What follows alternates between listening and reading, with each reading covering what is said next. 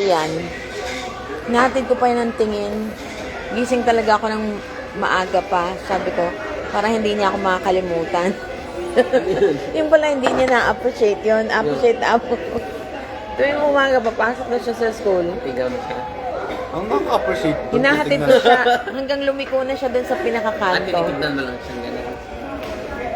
Yan na ba yung bahay niya na? Hindi iba. Tapos yun si Edwin. Malit pa yun.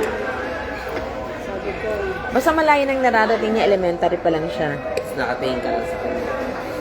natutuwa sa mga pasayro ng bus na Maliit pa siya, marami na yung gustong kumuha sa kanya mag-artista. Dinedecline niya. One time, nagtanong yan sa akin, ano, punta na ba tayo? Nainis na ako kasi pang ilan na yung kumukuha sa kanyang mga manager na mag-artista siya. Sabi ko, di ba alam mo naman na pupunta tayo? Nainis siya, hindi na ako may tuloy-tumuloy.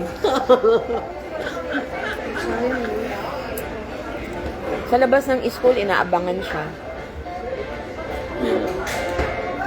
May mga kumukuhang manager. Bigay na calling card. ayaw si Edwin. Sana niya. Hindi rin sa akin yung maging artista ako.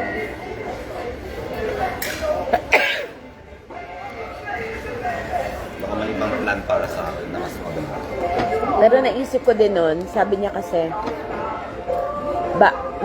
uso kasi dito ang suicidal King. Kumando.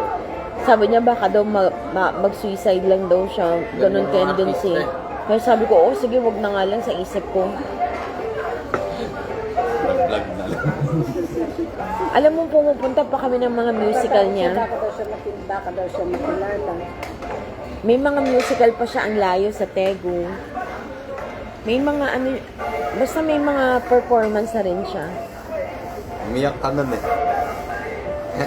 Meron pa siyang sinalihan. Makinig kayo yung 2 a.m. 2 p.m. ba? Kasali din siya dun yun. Mga sikat na ano yun dito? Mga singer. Ano yun? Singer ba yun sila?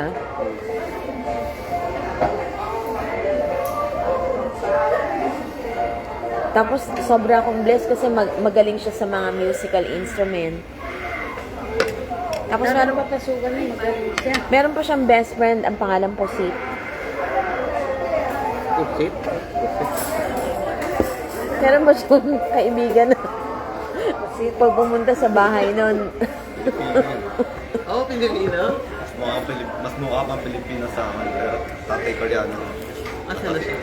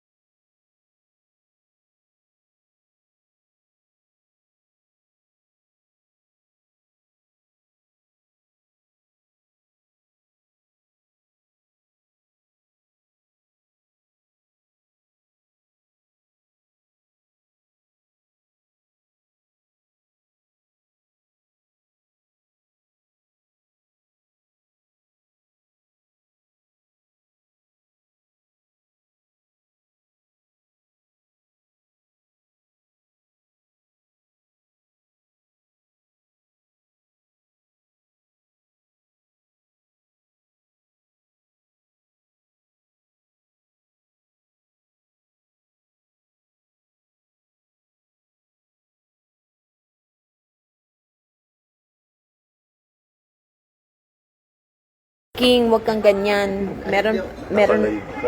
Meron pa kaming movie. Meron pa kaming movie Movie night? tinelevise. Oh? Movie filming. Buhay na. Oh? Buhay. Andyan pa? Naka-record. Kasi may camera. Na-videohan yun? Pati yung sa immigration? Tapos pinapaliguan pa na ako bigla. Tapos, Nasa camera ako. Basta Meron Nakahubad. yung video.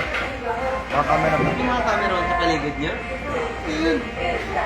Parang, Kasi, parang, kasi ang alam namin, bibigyan kami ng libreng ticket pa uwi. Tapos, may malaking pera cash. Yung pala, so, $50 lang.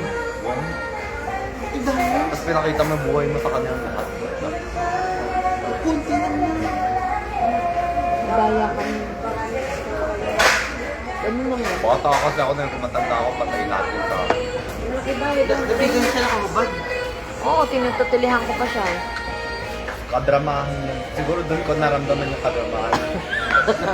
Pero Simula nun na tumatawa na ako kada umiiyak ko. King, mawag kang tumawa.